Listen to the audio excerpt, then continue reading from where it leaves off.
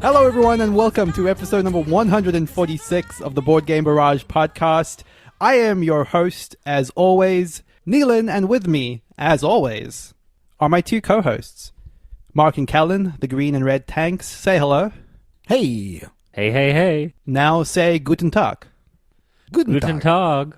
Well done, because this is our Essen SPIEL review event. Now, other outlets are doing these previews where they're talking about games that may or may not be good, that are still to come, that they haven't seen anything about. We're better than that. Forget the times that we've done that in the past. We've grown. That's right. Evolve. Exactly. This is our recap of the games that, having looked at them and the coverage that they've had over the weekend, that we're quite excited to play. Why take guesses? Why do a preview and take guesses? Why not wait until it's all out there and then just have the final word? Exactly. Let the Germans do all the work for you and then reap their rewards. That's been my philosophy my entire life. I saw someone who said that they only got 4 hours of sleep per night during the convention and that they had demoed like 25 games on Tabletopia. That was me. I was like, that's some dedication to their craft, to their Reddit post craft. That is interesting. I wonder, how invested I would be if we were to go, sort of whole hog into being, we're just going to demo games, at least for some duration of the weekend, in the way that we would at, a Gen Con if we were actually there. Yeah, you'd have your outfit on. Right, exactly. Your cute little backpack. I just wonder, how quickly it would get too much, because I almost feel like that with online board games, even in the best of circumstances, a lot of time. It's an interesting thing, this whole online virtual convention thing. But yeah, so coming up later in the episode, we're going to be doing a return to our top 5 lists, the great format that we invented and perfected. We're going to be talking about the 5 games from Essen SPIEL that we're most excited to play. But before we get there, let's talk about some of the games that we've been playing this week. And this week on the show, we're going to be covering Babylonia. We're going to be covering Veiled Fate and Dune Imperium. So to kick it off, Mark, take us away with Babylonia. Babylonia is a game from the great Rainer Knizia, the one and only true living doctor. I never know if that's the right thing. Babylonias. Yeah, Babylonias, yeah. I don't really get that joke. What's the Z? What's the Z joke? Yeah, it's not a joke. It's the real thing. That's real. And it's the only true and living doctor, so you know nothing about him. Okay. Anyhow, Babylonia is the latest from Knizia, and like a lot of his latest games, it feels a little bit like a takeoff of previous games. So Blue Lagoon was a sort of modern version, although that implies a evolution or some level of improvement or whatever. But his latest take on Through the Desert was Blue Lagoon. A new take on Tigris and Euphrates was Yellow and Yangtze. And this game, Babylonia, has been, I've seen it referred to as, I guess the most common game that it's been compared to of Knizia's was Samurai, although I see a lot of people call it Samurai plus Tigris and Euphrates, and I can see that. But it also has some of the whole Through the Desert / Go route creation. So I think all 3 of those games need to be mentioned. The theme for Babylonia is literally the Tigris and Euphrates River, which was the first misstep that the Doctor has ever made in his career by returning back to that setting. That's all. Okay. It's lazy. He's getting lazy. So many rivers. It's the cradle of civilization. Yeah. He's barely coming into the room. His copay is too high. He's not paying attention to what I'm saying. He's phoning it in, dude. Well, did he phone it in? That's a question that I'm going to answer right now. So the way that Babylonia works, it's a tile-laying game. You have a hex board, and on the board there are field tiles, there are city tiles, and there are ziggurats. And what you're doing on your turn is you're laying down one of 2 combinations of tiles. So the tiles come in basically 2 flavors. There are farmer tiles and there are noble tiles. Noble tiles come in 3 different kinds, but that's the main breakdown is farmer tiles and noble tiles. So you can lay down either 3 or more farmer tiles. So if you want to lay down farmer tiles, you had 5 of them in your hand, and your hand starts off at a max of 5. If you had 5 farmer tiles, you could lay down all 5 if you wanted to. Or you can lay down 2 of any type of tile. So that can be 2 noble tiles or 1 of each. 1 noble, 1 farmer. And what you're trying to do is a number of different things. So the scoring comes from a number of different sources. The main source, I would say, arise with these city tiles. So the city tiles are randomly placed on the board in predetermined locations. So there are spots where the city tiles populated at the beginning of the game, but the city tiles themselves are randomized. And the city tiles depict some combination of the three nobles. So one city tile may have all three nobles, one may have a single noble, one may have some combination of two of the three different noble icons. And a city tile scores when it is surrounded by tiles. So some of these city spots are right along the river, so there are fewer tiles necessary to surround it, and some of them are inland and therefore require a number of tiles to surround it. But once a city is surrounded, whoever has placed the most tiles directly adjacent to it wins the city. So say there's a city tile inland and therefore it has 6 spots surrounding it, and Kellen's placed 4 and I've placed 1 and Nealon's placed 1. Kellen gets it because he's placed 4 tiles. So whenever a city tile is taken by a player, every player scores as many city tiles as they've accumulated. So if that's Kellen's 5th city tile, he will score 5 points at that moment. If Nealon has 3 city tiles, even though he didn't acquire one that turn, he will score 3 points. And if I have 1, I will score 1 point. So every time a city tile comes off the board, you gain points for as many city tiles as you've previously accumulated. The other way that city tiles score, and this is, I would say, probably the biggest source of points, especially at one time, is whatever noble icons are pictured on the city tile. Every noble that you have of that type that is connected to that city tile will score. So what that means is one of the noble icons is a star shape. So if the city tile only depicts the star shape, and say Kellen is scoring, you would look at every star shape that is adjacent to that city tile, but also not only the one surrounding it, but anything connected to that tile. So, for example, Kellen has, as in the previous example, 4 tiles surrounding that star shape.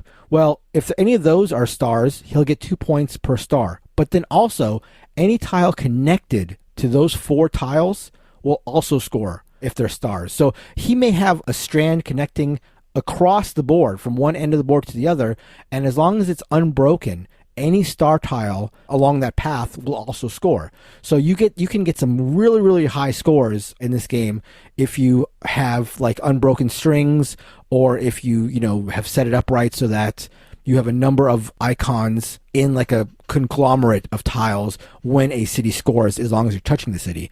And you can imagine, for example, the city tile that has all 3 icons, once that is surrounded, every noble that you have touching it or connected to it will score. So that's potentially a lot of points. However, the sort of give and take on that is, for example, that triple noble city, that's a source of potentially big points. But if that is surrounded early in the game, that scores immediately and is taken off the board, and that's it. So you can't bank necessarily on a tile lasting long enough for you to really get an infrastructure going, because somebody else may see you building this thing up and just complete a city to take it off the board to keep you from scoring these big points. And more than that, actually, like the smart thing about that trade-off between those two things is the very Knizia thing of like, there's benefit to getting cities early, even for yourself, because those cities are just going to continually score every time someone else gets a city. So banking cities early feels like a really strong strategy. Building a big network to score of cities later feels like a potentially strong strategy. And it's kind of finding the middle between those that's going to be the ideal way to play. There are other ways to score. I want to mention just one other thing, though. So there are these ziggurats, and you get a number of points for placing tiles around the ziggurats, depending on how many other ziggurats you have presence around. But when a ziggurat is surrounded, it doesn't come off the board. What happens is whoever has the most tiles around it acquires a power. And that power is a power that you get for the rest of the game. Some of them are one-time use, some of them are passive abilities, but that's another wrinkle in Babylonia. What did you guys think of Babylonia? So I think the easiest comparison to me is definitely Samurai, because it has that feeling of, I have these 5 tiles and I have to make a choice with them. And if 4 of those 5 tiles are farmers, great, I'm going to be extending my network a ton this turn, or strategically surrounding something, even though it's not going to score me very many points. In Samurai, it felt a little bit more punitive, a little bit more of, oh man, I need to place that specific symbol in one specific spot on the board. This feels a little bit more open-ended, which I like. The other thing that contributes to that feeling of open-endedness is that you aren't starting a route and then blooming from there. You're allowed to play anywhere you want at any time, with one exception. Farmers can't farm land, unless there's another piece next to them. And so that ability to just block feels a little bit like Blue Lagoon, where even though you aren't in a conflict, you can put one strategic piece as the second piece that you place on a turn, do something good for me, and block mark on the other side of the board. And that makes it very open. This is a quick game. I really like Babylonia. It's not the immediate gratification that I think Blue Lagoon gets you. A first play of Blue Lagoon, you go, oh, and then you want to play it again. In this, it's more puzzling because like everything you do scores, and it's like points for that, points now, points at the end, points. Mark scored a city, Kellen gets points. I'm like, why am I getting points right now? Oh, points, go up the track.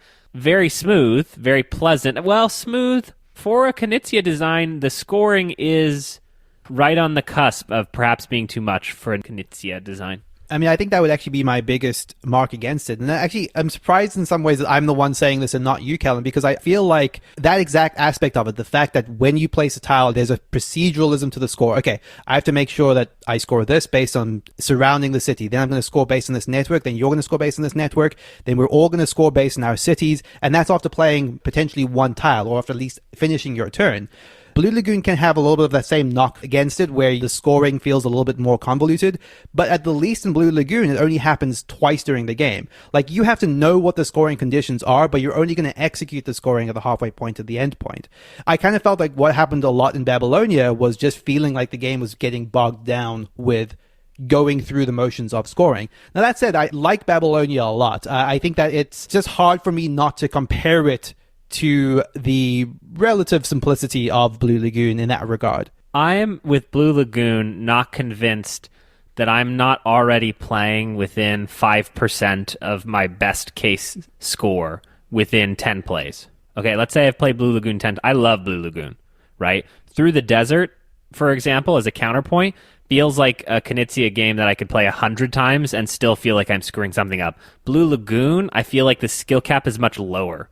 Babylonia, for me, slots somewhere between Blue Lagoon and Through the Desert, where it's not opaque Go, and it's not Blue Lagoon, which is like a feel-good Euro, but a Knizia version of that. And so I want to play it more. I feel like it slots in there, but I do agree with you. It's physically, honestly annoying going 7 points for Mark, 6 for Christina, 4 for Neelan. Like, it was just like a little too finicky in that way. I agree with that, although I will say that of the games we played, and we played a number of really good games, Babylonia is the one that I've been thinking about the most afterwards. I actually had an interesting experience with it that sort of was similar to Neelan's experience with Blue Lagoon, where I remember reading the rules to this at Dice Tower West and thinking, it doesn't seem that interesting, and then after playing it thinking, oh, there's a lot of like different ways to approach this game, and halfway through it I was thinking, having those thoughts like, oh, maybe next time I'll do this, but maybe the counter to that is this, and it just seemed like there's a lot of different avenues.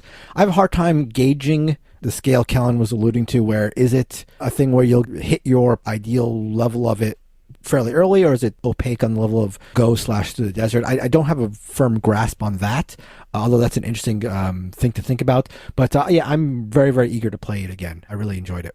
The special powers also feel a little un-Knizia-like in a fun way. It's like it's there, but it's not too much. There was this Razor's Edge where Mark and I were battling for dominance in the middle of the board, and he played the exact right location, because if it got to my turn, I was going to surround a ziggurat and get a second turn and literally just block him completely. It would have been like 6 pieces right down the middle of his heart, and he would have moaned and groaned and the weeping and the wailing and the gnashing of teeth. But instead, I did that, the weeping and the wailing and the gnashing of teeth, which is, ultimately what we're looking for in a good game, and it wraps up, it's not long, so there's a lot of tension for what it is. It's pretty. It's fun to look at, except for the aforementioned Tigris and Euphrates River that are depicted on the board. So that is Babylonia by Rainer Knizia. We will return to this and probably have more discussion about it in a later episode. Absolutely. There's no question. Yeah, okay.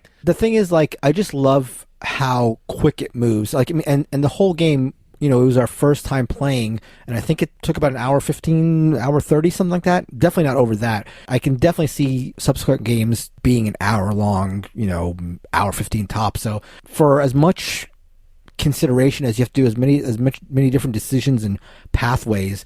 For it to top out at 75 minutes is fantastic. It's, again, just very excited to try it out again. Cool. So I am going to talk about a game that is on Kickstarter currently at the time of release, but it's only going to be on Kickstarter for another couple of days. So we're coming in at exactly the right time here.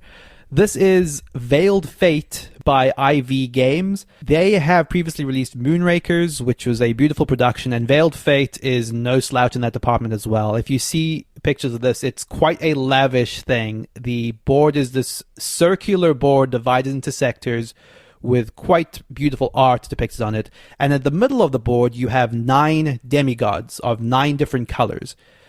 So all of these demigods are in play in every game, regardless of the player count, because here's the twist. When you play a game of Veiled Fate, you know which of those demigods is ultimately the one that you care about, but no one else at the table does. So you get dealt a card secretly at the start of the game saying, for example, I care about the red demigod. I want the red demigod to win, but no one else knows that. But any player can at any time control the actions of any of the colors on the board. So the game is a little bit about being deceptive with your actions, about trying to get your character ahead without giving away that you're that character. So the way that this basically breaks down is, like I said, all these characters start in the middle of the board, and there are 6 sectors surrounding them where quest cards get placed. The quest cards have 3 or 4 different slots in them where demigods can go, and on your turn, you get 2 actions. You can take a demigod, move it to a different sector, potentially move it onto a quest, and once you place it onto a quest, it's now locked into that quest. As soon as you do that, you contribute what's called a fate card into the deck for that quest, face down. These fate cards are either going to be the white feather cards or black scorpion cards, and you can think of this a little bit as like a Battlestar Galactica or Resistance style vote, in that these are going into this deck face down. Once the quest completes, because every single slot on that quest has been filled by a demigod, everyone will have contributed a card to that deck along the way. You're going to shuffle that deck up, reveal them, and you'll determine which side of the quest is winning, either the feather side or the scorpion side. If the feather side succeeds, there will be a number of different effects that will affect the demigods on that card. So they will either be getting points or maybe get smited to another location, or they might lose a point. And the same would be true depending on the card if the scorpion's card comes up. So depending on what demigods you place on that quest, and depending on what cards you're secretly contributing to the quest, you're trying to will certain effects to happen in order to move the points values of different demigods around the board. This game plays over 3 ages, in which case you have to complete all of the quests on the board. At the end of every age, there is a big event that also involves voting with your fate cards in order to determine, like, say, every demigod that's in this location might get some points. Every demigod that is outside of these locations might lose points. With the end result being that once you've gotten to the end of the 3rd age, you're going to look at all the demigods and their accumulated points over the course of the game, and whichever one of those demigods is in the lead that's controlled by a player, that player wins. So it's a lot of, hey, wait a minute, I've seen Neelan touch the red piece 6 or 7 times, and the red piece is going down a lot. Or Mark seems to be really preoccupied with orange and blue, and sometimes they're doing good, sometimes they're not, but which one does he actually care about? But there is a lot of randomness in how these skill checks resolve, so you can't really be sure. And in addition, players are trying not to reveal which color they are, so they're deliberately trying to peacock with certain colors and do splashy things to make you think one thing and then do another. But with a limited amount of actions and a limited amount of turns, you can't do that too much. This may look kind of similar to Faye, a game that we have covered in the past on the podcast, except instead of taking 25 minutes, this game takes 3 hours.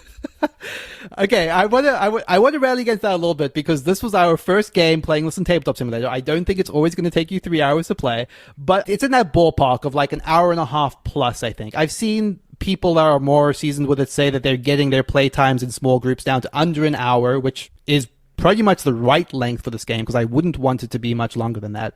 Because, like, to bounce off the stuff you were saying, Kellen, there is an infuriating amount of little bursts of randomness in the game. Like, some of the results from the quest checks are literally, if the vote goes feathers, you will flip a coin to determine the result for one demigod.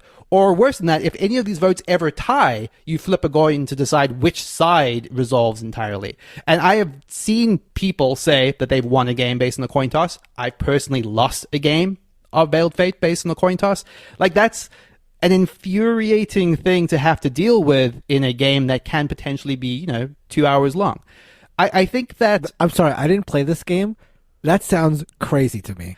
3-hour game where influential decisions are coin tosses seems crazy Mark, to me. and the kicker is at the end of the game, the people in first and second place might not be controlled by any character. And that happened in a game that I played of this. And I almost want to give the game credit for this, because we had the craziest game where we played for 2 hours and we're like, okay, who's green? Someone has to be green. Is it Quinn? No, it can't possibly be that person. And then we would like angrily flipping over other people's cards to figure out who green is. And green was no one. Green was literally just a non-player that people had been moving around and somehow had gotten into the lead on the points track, which feels absurd, because in that same game, one of the actual players was still on 0. So it's one of those things where it's like, the game wants you to think that it's about subtly exerting control over the events of the game, but I largely feel like your ability to do that is not as great as the game wants you to think it is. And I say this as someone that's played a lot of games. I spent half of that most recent game stuck on 0 myself for half of the game. It's infuriating to know that you want to do a thing. I need to get this demigod to this position in order to get points, and just be like completely unable to because someone's moved it onto a quest where it's locked, or the result comes to a tie that was out of your control and the coin flip doesn't go your way. It's an aggravating game.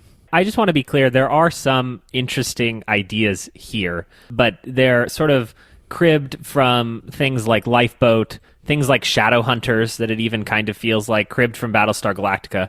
There is an interesting premise underneath, and the idea of not knowing who is who and having to sort that out is interesting. But this game, is probably the most paid media I've ever seen for a board game Kickstarter in 2020.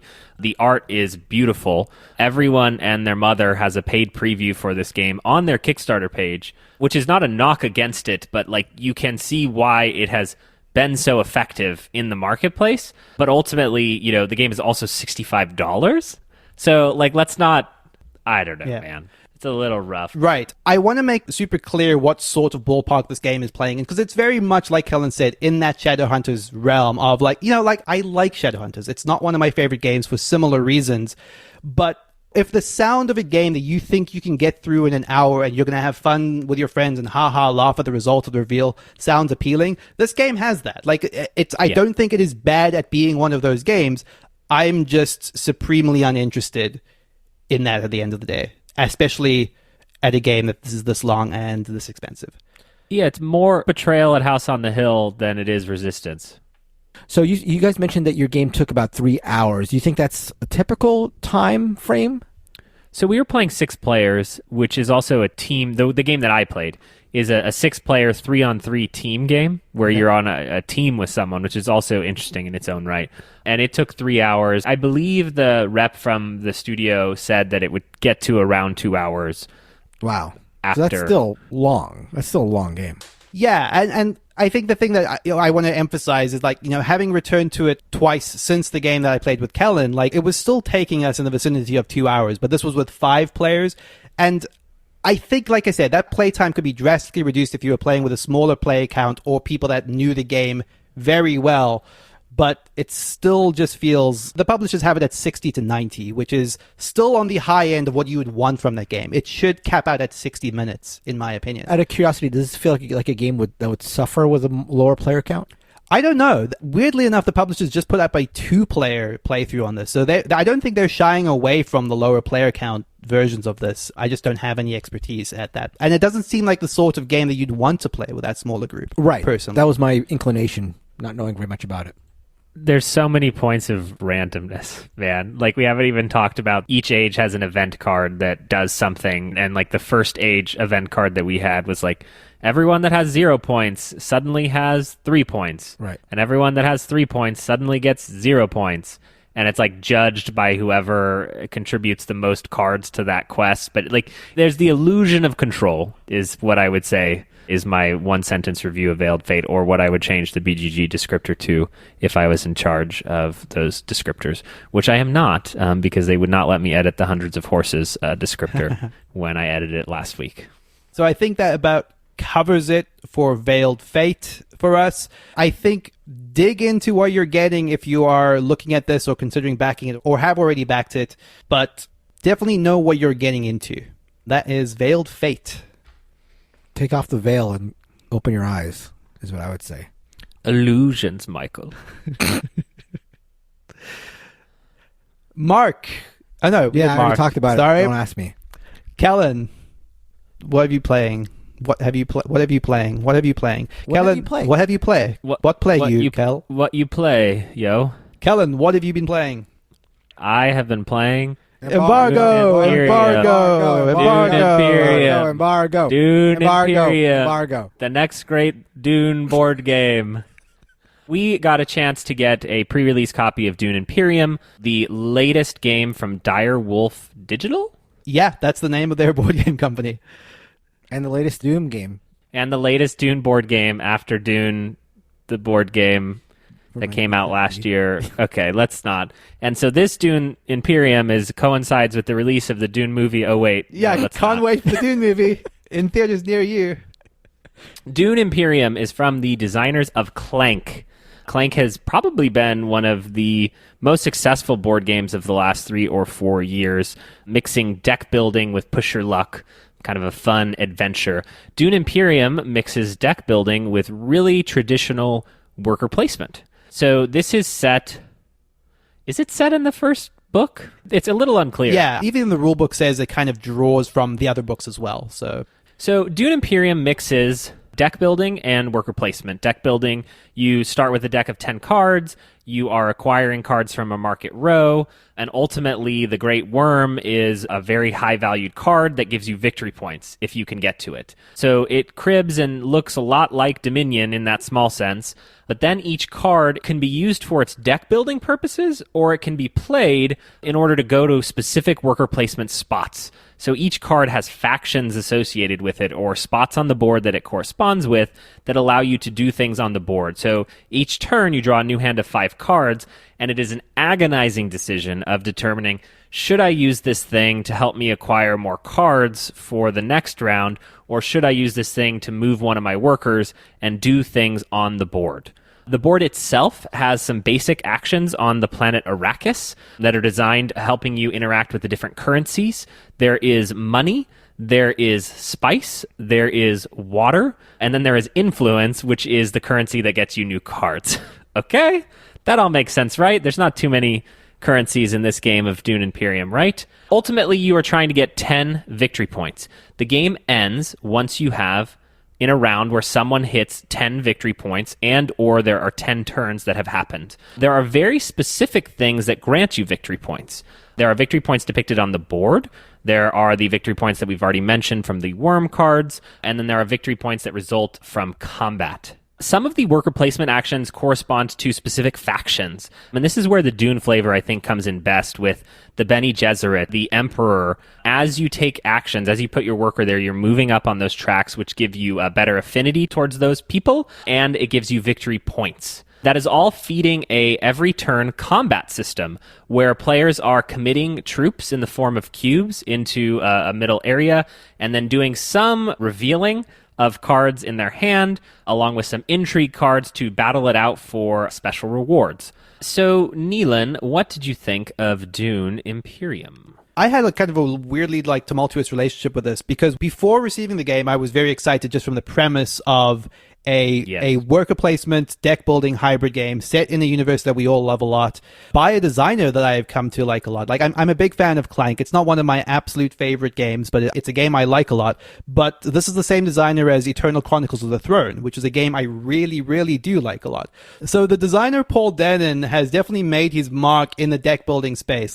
Clank, is a novel take on deck building mixed with a board game.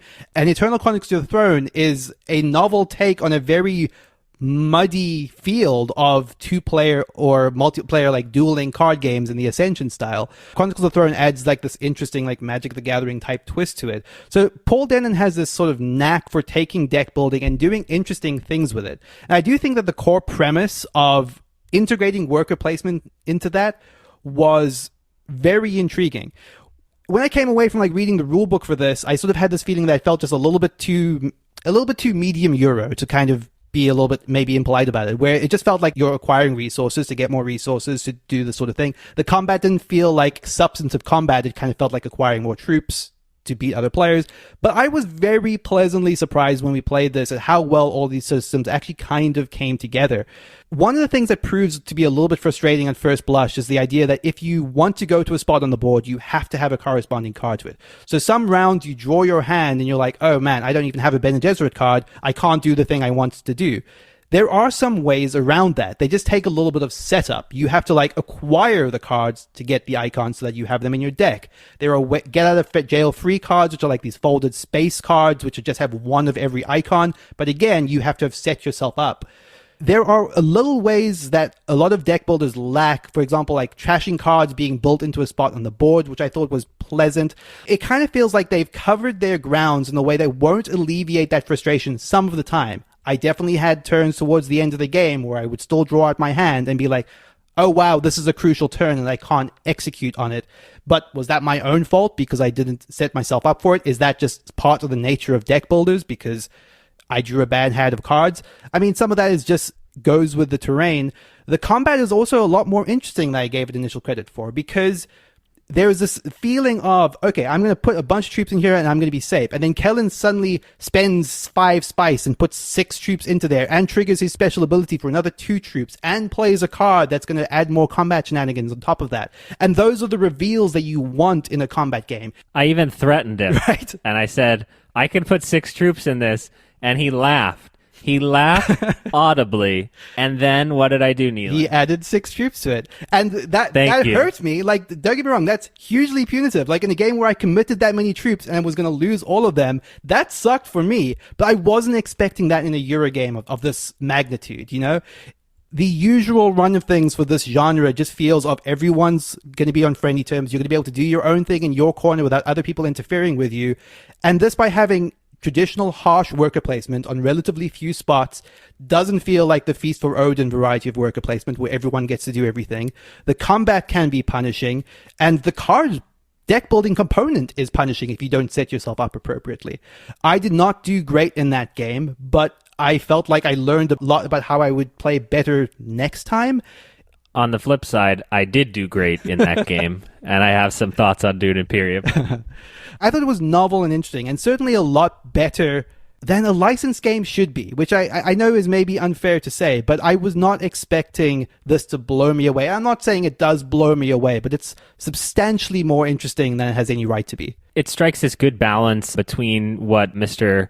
Mike DeLisio, the Fandango tank, would call a popcorn game and more of a competitive Euro experience.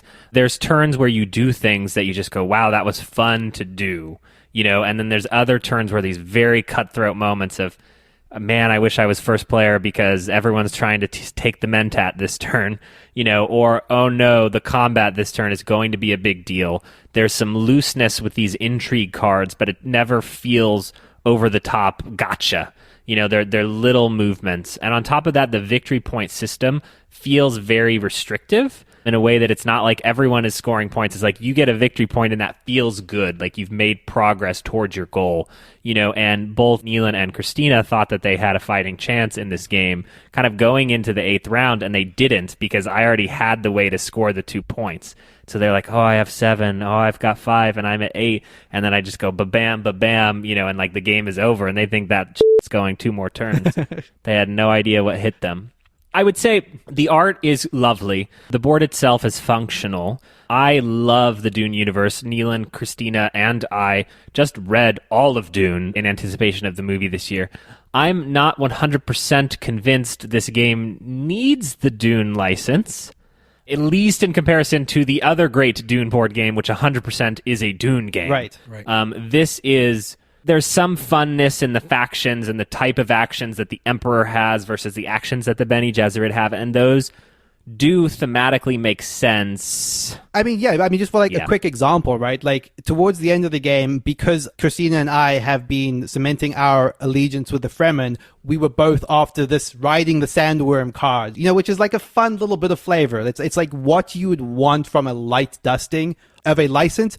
It's not shooting lasers at a shield and having the whole thing blow up like in the original Dune board game. Like, nothing reaches that level of spectacular thematic, madness, but it's got enough of the dustings. I think that if you are a fan of the universe, you will appreciate. Yes. And that was Dune Imperium. I believe that goes on sale nowish. Pretty cool production too. A lot of little wood pieces. Had a good time with this. Excited to play it again. Hoping we can get the runtime down. Yeah, I guess it's worth saying that this took us about 2 hours to play, and I think it would go quicker. Yeah, I think 4 players would maybe, obviously, we played this as a 3-player game, so hard to say how that would bear out in future games, but... Dune Imperium.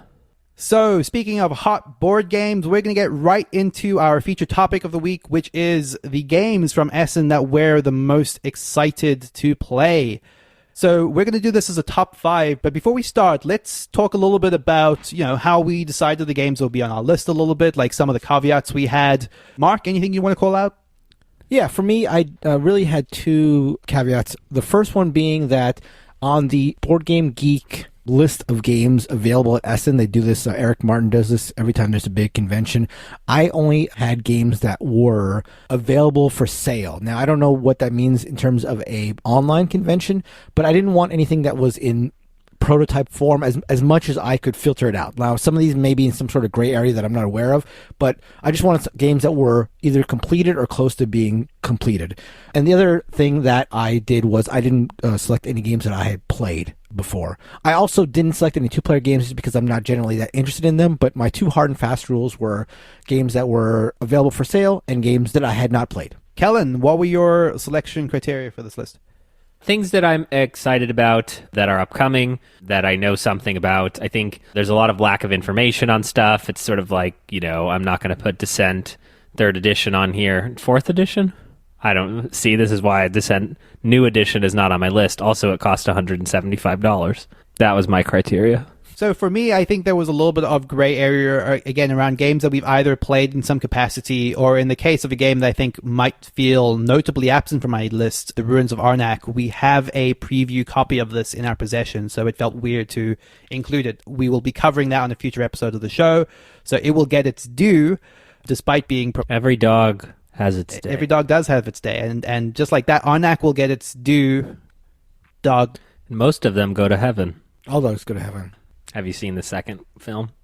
I have not. Not all the dogs in the second film. Wait, did not all the dogs go to heaven in the second film? That's not canon. Well, it wasn't direct to video like your precious Aladdin 2, sir. I don't even feel that strongly about You do know how Aladdin much I 2. love Aladdin 2. Wow. So let's get into our lists proper with Mark. Do you want to kick us off with your number 5 game?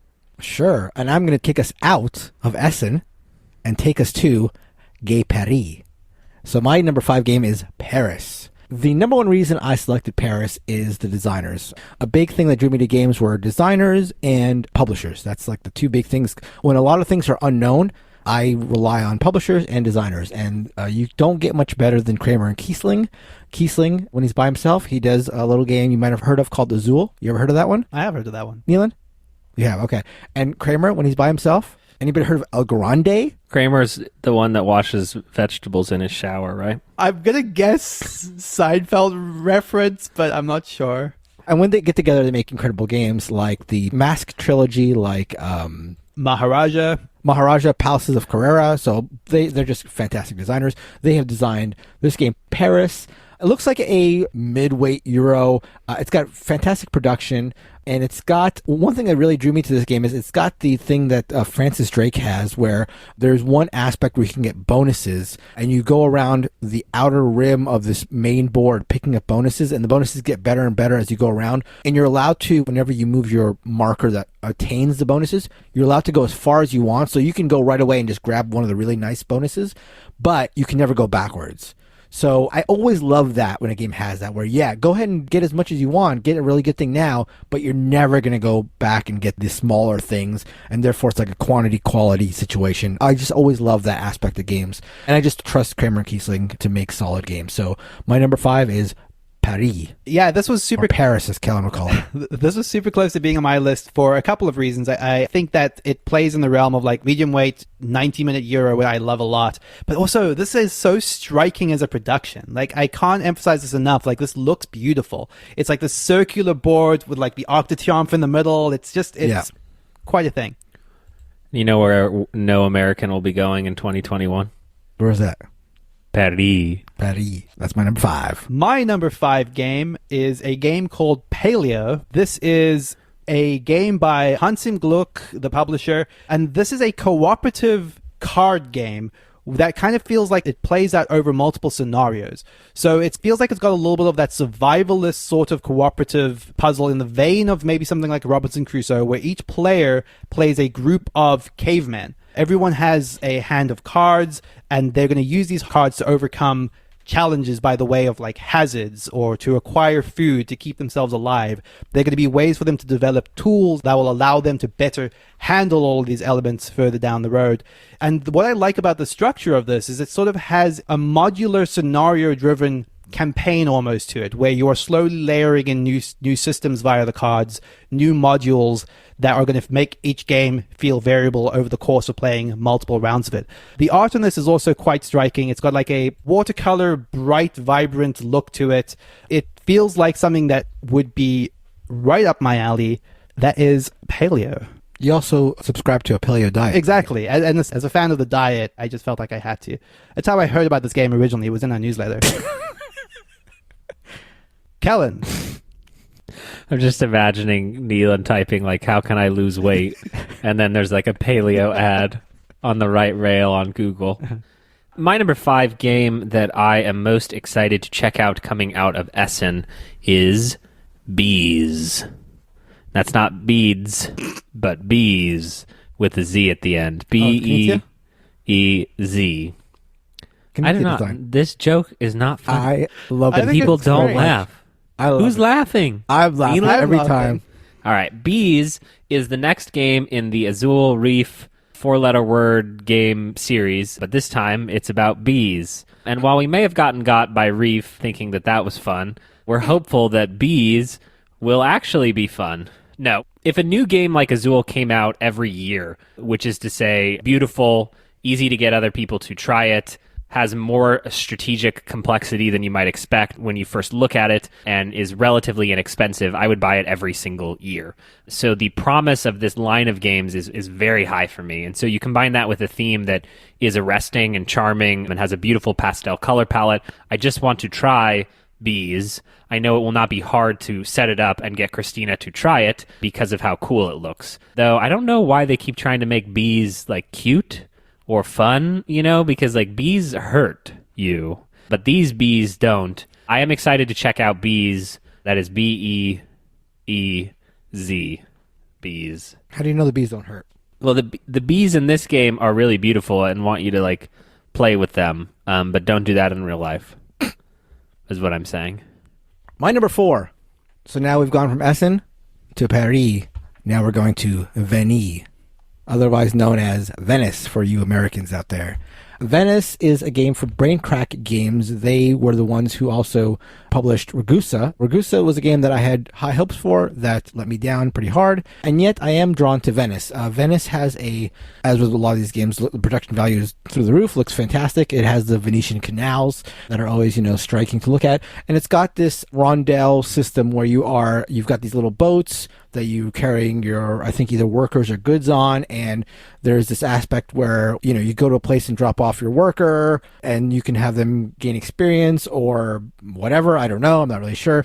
But but there's also this weird aspect where if you take your gondola and you pass another player's gondola, like the townsfolk start talking about you, and it's like akin to a corruption idea where, if you do this thing, you gain corruption. But apparently there's this idea that you can go corrupt. You can just take your gondola and fly by people and corruption be damned, and there may be a way to win that way. I like rondel games in general, and I had high hopes for Ragusa. I'm drawn to the whole Ragusa, the thing that got me with Ragusa, which is like medium to high weight, maybe not in terms of rules complexity, but in terms of like the strategy and the tactics involved. It's just what it sort of looks like it might be, but who knows what it's going to end up turning out to be. But it's a game that I'm definitely excited to play. So that is Venice. It looks a lot like Murano, which is another game with gondolas in Venice and rondels, which is a game that I enjoyed. So hopefully something like that. You are in luck because I have backed this game. Nice. So yeah, I'm not sure when that's coming to Kickstarter backers, but we will get to play this in the near future. Great. So that's my number 4, Venice. Is this the one where you and Yes. I were trying to talk each other into backing it? You backed it, You and then lost. you told me that you didn't back it anymore. I was like, well, then I have to back it. You lost. Got me. Gotcha. My number 4 game, I feel a little bit bad including this because it's very much a known quantity, but I feel like I had to, at the very least, represent my interests and the interests of the Blue Tank by including the threequel, Clever Hoch Drei. Which means what? No, thank you, Kevin.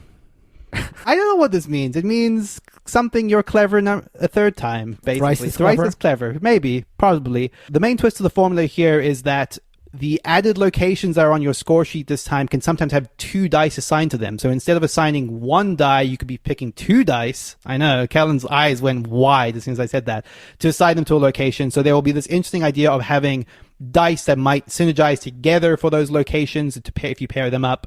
I don't need to know that much about this to know that I'm mad excited for this. Like, Twice as Clever is a game that I've raved about a lot recently, actually. It's one of my favorite solo games. It is a game that I enjoy quite a lot, even in multiplayer, because of its puzzly, interactive nature in multiplayer, which is unusual for a roll and write. This series of games gives you the best that roll and writes have to offer, which is that feeling of things popping off and going, well, bam, well, bam, well, bam, and going, like, look at this sheet. Look at what I just did to this sheet, because it's disgusting. And I'm all aboard. You know, this was on my list just lower down, so you knocked it off of mine. Yeah, I'm definitely looking forward to this. This is Clever Hoch Drei, my number 4 game. My number 4 game that I am excited for is a re-release of a card game that I have always wanted to play and never found. I'm sure Mark may have actually played it before. This is a bluffing game that many people love. A lot of times when people are talking about skull or cockroach poker, you know, there's like, you know that thread where it's like, which is better, skull or cockroach poker? And then it's like 20 nerds arguing, and then the 21st person says, but what about Coyote, bro? You know, it's better than both of them combined. This game, Coyote, has a lot of super fans who really, really enjoy it. Mark is showing me an older version of this game, Powwow. Essentially, in Coyote, everyone can see everyone's cards but your own. And then you are doing a round of bidding going, I think the total value of all the cards around us is 15, you know, and then the next person says either BS, that's not true, or they have to raise the bid, and you keep going around and around, you know, until someone loses. The older versions of the game, you did put these cards on your head. I do not believe that is the case with the new version of Coyote, but the new version of Coyote has holographic cards a la Pokemon. So think about that, Mark. From what I understand, this game is very chaotic at a high play count, and then as players are eliminated, it becomes more strategic, which I think is the right framework for this bluffing game. So Coyote, one that I'm very excited about and just waiting for someone. If you're the publisher of Coyote, my credit card information is 4916497700358974. I think you might have misspoke there and got some of those numbers wrong, Kellen. I'll fix that in post, though. I'll make sure all the numbers are correct. Thank you. You're not going to bleep them out like you promised? All right. For my number 3, I'm taking us from Venice to Moscow for Red Cathedral. Red Cathedral is a game that I was drawn to for its rondel. It's got a rondel. It's got dice rolling sort of thing. A thing I liked about it is the engine building aspect. So it seems like a pretty simple premise. I'm sure there's more to it than this, but the central conceit is there's a rondel, and each of the spaces on the rondel has some sort of resource that you can pick up. And then you roll a number of dice, and you can move any of the die as far as the number of pips on the die. So like you can move the 6 die up to 6 spaces, and wherever you land, you get that resource. However, if you land in a place with another die, you get twice as many of those resources, and if you land in a space with 2 die, you get 3 times the resources. And then there's this aspect where you can build up your own tableau so that, you know, whenever you use the blue die, you also get some other bonus, or whenever you use the green die, you also get the red die's value. And then the white die has 2 of these upgrade spots, so the white die can be especially strong. So, you know, I don't know too much about like other aspects of the game, but I just like the idea of this like rondel thing and the engine building. It seems clear to me that, you know, at the start of the game, you might be picking up a resource here or there, but then halfway through the game, towards the end of the game, now, you know, you move that white die along and you're going to get a bunch of stuff. And that's always a fun thing to have, like an engine that's being built up and you're getting more and more stuff to it. So my number 3 is the Red Cathedral. My number 3 game is Master Word, coming from Scorpion Mask. The designer is Gerald Catiau. Scorpion Mask have a history of like making one of our favorite games in Decrypto, and Stay Cool that we weren't so hot on. So I hope Master Word is a return to form as far as we're concerned. But the premise of this game is a little bit of a mix of a very simple word game like Just One and maybe something like a Codenames. On the highest level, and I could probably explain this game in under a minute, every round you have a guide player who has a word that they're trying to get the rest of the players to. They also have a public hint, which all the rest of the players know at the start of the round. Then they have these blank index cards that they're going to write guesses on and then lay them all out after some discussion, and the guide player will award tokens on the right of that row. So not on the specific cards, but say 1, 2, or 3 tokens if there were 3 players, to saying how many of those cards they think are moving us closer towards the actual word. So then there's a little bit of a deduction. Do I think it's my card? Do I think it's these 2 cards? And so on. And you do this again. You draw out a few more cards. You lay them all out in a row. You issue more tokens. The catch to this is you can never put the actual word onto one of those guess cards. If you get the final actual target word and you put it onto one of the guess cards, the game's immediately over. So you have to, at the point that you decide, say, okay, we're going to go for what we think is the solution, and you get one shot at this. Everyone submits a word that they think is the correct word, and if you get it, and you've done that in under 7 rounds, then you win. So it's a very simple premise with a little bit of that, what is the best way to try help my team in a way that's, I can't give away that much information, but how am I going to get them close to the answer based on the input that they've given me? It's a very simple idea, and one I'm super keen to see how it plays out in reality. My number 3 is a roll and write game. I hesitate to do this, but that is Trois Dice. This is the roll and write version of Trois, one of my favorite top 10 board games of all time. We've got a return of the design team and the art from Trois in Trois Dice. You can see how the cards in Trois could be ported over to a roll and write game where you're sort of building combos off of each other that would make for a fun and interesting roll and write game. There's already the dice in Trois, so it's a natural fit. My big hesitation here is what the designers have publicly said about player interaction. There is none in Trois Dice, literally none, which is the point of Trois. And they have said that in a future expansion, they might address the question of player interaction for Trois Dice. That does not stop me from being super excited about it. I know Christina will love to play it. I know I want to see what it's doing. I am hyped for Trois Dice, even though they seem to have forgotten. It's like, I don't know, it's like a murder mystery without murder, you know? Or sugar-free ice cream. Let's go back to that one. My number 2 game is Faiyum. Now you may be asking, Mark, all your other games have been cities. Why'd you pick Faiyum? Well, I'll tell you, Faiyum is a city in Egypt. That's where my dad grew up, so don't ask me that question again. That is true, by the way. Faiyum is a game by Friedman Friese, who's the designer who has grown the most in my estimation. I've got the chance to play a number of Friese designs. I wasn't a big fan of Power Grid, although I know it's a classic and I know it rightfully deserves to be a classic, but it's just not a game that I click with. But in the last couple months, I've gotten a chance to play Fast Sloths, I've gotten a chance to play Fine Sand, I've gotten a chance to play Fresh Fish, and I love all 3 of those games, so I'm excited to play Faiyum. One of the aspects that drew me to it, aside from the theme and the designer, is that it's like a lot of Friese games, like Knizia, the same sort of thing, where it's a very simple rule set. The idea with Faiyum is it's like a hand management game where you're playing cards to discard pile, and then once you have exhausted the cards in your hand, you play the cards in reverse order. So now the card you play last, presumably, is the card you play first. So there's an aspect of, I want to make sure I'm placing them in an order that will benefit me when it comes back around. Also, when you gain cards for your deck, they are slotted in order as well. So there's a lot of timing aspects where you want to make sure you're playing cards in the order you want them to come back in. I'm not sure how that's going to work in practice, but Frieza is, again, a designer I'm very excited about in general nowadays. So my number 2 is Faiyum. My number 2 game is CloudAge by Alexander Pfister, Mr. Pfister himself. Mr. Pfister. Yes, thank you, Kellen.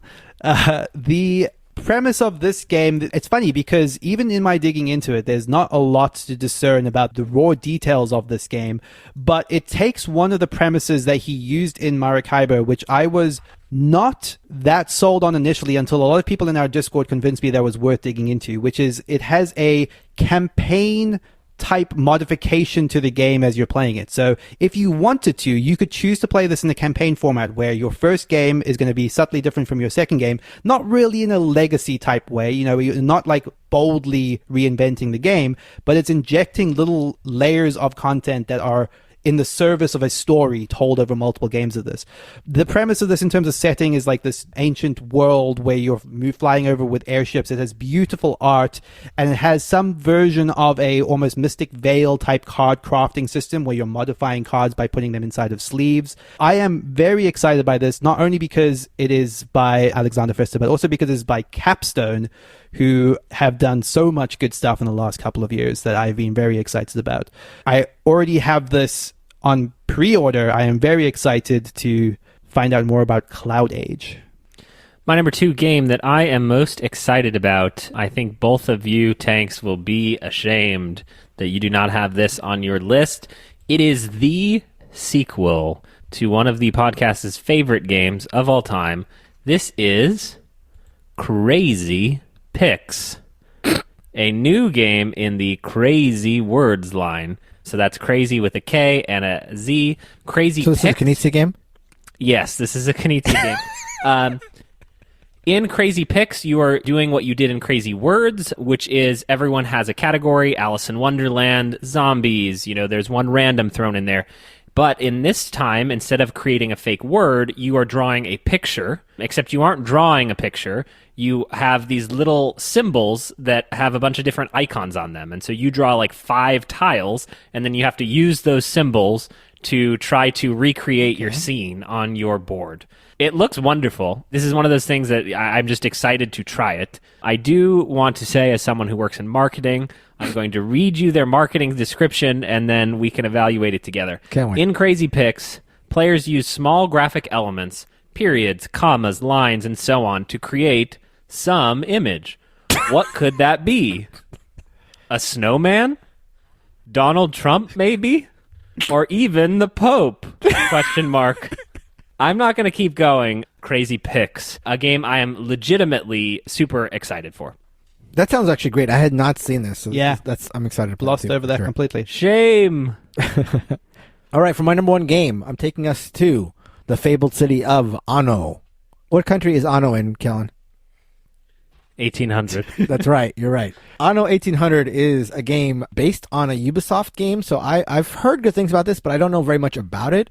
What I do know is that this is from Martin Wallace, and it's a heavy game from Martin Wallace. So I am very, very excited. And it's gotten good buzz, and that's basically why it's my number 1 game, just because I love Martin Wallace's heavier games. They're always a little weird. They always have like these edges that are a little odd, and so that's the main reason I have Anno 1800 as my number 1 game. It seems like a heavy Wallace, which I always like to at least try. I'm mad interested in this as well, not only because I'm actually a fan of the video game series, so like the idea of taking a video game that I hold in high estimation and having Martin Wallace design the board game version of it is almost like too surreal to be true. But yeah, I mean, as a recent convert to like the wonder of Brass Birmingham, like I'm so excited to see another like heavy economic industrial game by Martin Wallace. Seems cool. Yeah, that's my number 1 game, Anno 1800. Wallace is another one that I just want to check out everything he's doing. Yeah, totally. Because it's not always going to be good, but it's always going to be interesting. Right. Yes, And yeah, it's right. never going to be, you know, Down the middle. Lacerda. Yeah. Well, it's like it's not too much. Or I have not experienced one where I am halfway through the rules and I want to give up. You've not played Brass yet, right? No, I have not. Brass is like borderline that a little bit, but I think you'd still love it. My number one game... Says the guy who lost Dune Imperium to me by a large margin. So unnecessary, Kelly. Why are you shaking your head, Mark? No, he should And be what do you ashamed. mean? He should be shameful. He should be ashamed. He should of be himself. ashamed. Exactly. He's like, oh, it's not for stupid people even like you, suggesting Kellen. that. How can I he say wasn't anything even to you after saying you that. beat him I so was bad just at saying, Dune? I don't in understand terms it. of rules, You should keep your Grit, mouth shut, they're in the Nealon. same Thank you. vein. Thank you. I wasn't even remotely saying you couldn't handle it. Good God. Hey, Nealon, guess Hey. what?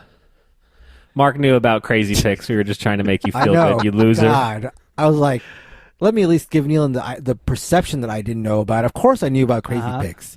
I just didn't want you to make you look like a fool after your big loss in Dune. Jeez Louise. This is so unfair. My number one game is Polynesia by Pierre Sylvester. I don't know that much about Pierre Sylvester at all. I know that he is the designer of The King is Dead and for Sindus Folk, but I don't know anything about those games except I know that people like them a whole lot. Polynesia looks like a route building game where all of your people start on an island that is imminent for a volcanic eruption. There is a series of islands that sort of move off from this main island in multiple directions with little routes connecting them, and it's about moving your pieces away from that volcanic island towards these other islands in order to maximize the points you're getting. Those points are going to be determined possibly by the location of the island. I wasn't super clear on that, but also some cards that will come out at the start of the game, which will give you different goals to work towards. There is a component where you're also collecting resources along the way, which will allow you to use other players' routes, possibly use ships to like help you progress towards other islands. So I've heard a lot of people suggest that this is a very interactive, abstract route building game with a little bit of a Euro feel to it. It feels like it's in the vein, you're talking about Blue Lagoon and Babylonia, of having a little bit of some of those elements that I like a lot from those games, but in a way that feels like it would be pretty unique and different. It kind of feels like it has its own flavor entirely. That is Polynesia. My number one game that I am most excited about coming out of Essen comes to us from Rio Grande.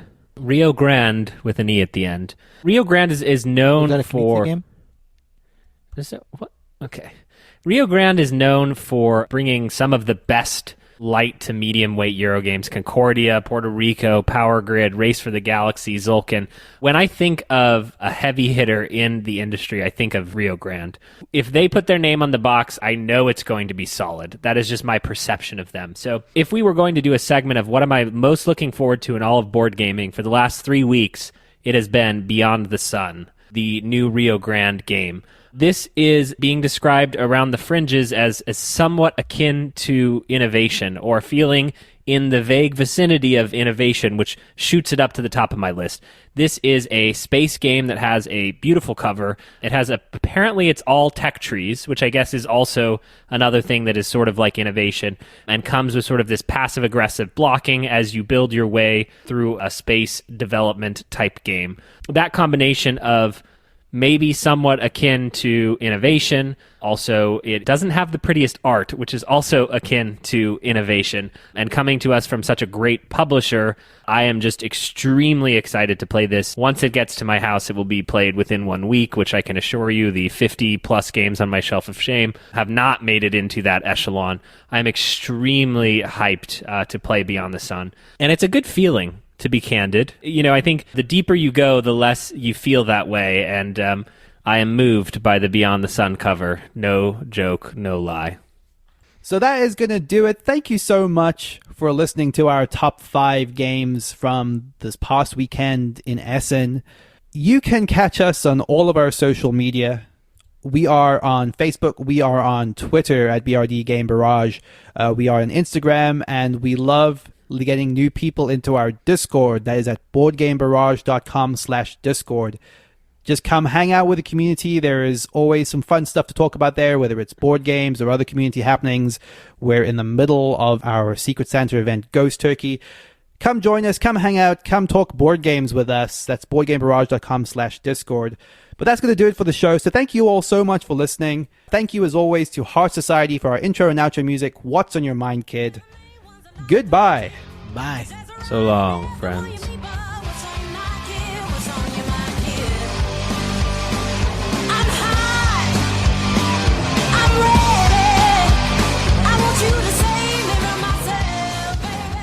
Okay, everybody good.